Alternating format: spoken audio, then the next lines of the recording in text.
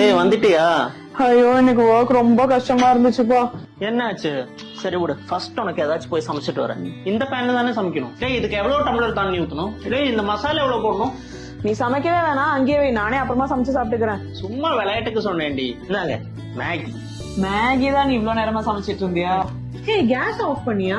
கேஸா? எப்பவும் போல ஸ்டவ் மட்டும் தானே ஆஃப் பண்ணுவோம். இந்த தப்பதான் நம்ம எப்பவுமே பண்ணிட்டு இருக்கோம். அப்ப நம்ம வீட்ல எல்பிஜி கேஸ் சிலிண்டர் யூஸ் பண்ணும்போது மறக்காம இந்த 5 விஷயங்களை ஃபாலோ பண்ணணும். முதல் விஷயம், இதுல சிலிண்டரை நம்மளுக்கு டெலிவர் பண்ணும் போதே அதுல சீல் இருக்கா, ஏதாச்சும் லீக்கேஜ் இருக்கா அண்ட் சரியான வெயிட்ல இருக்கான்னு செக் பண்ணணும்.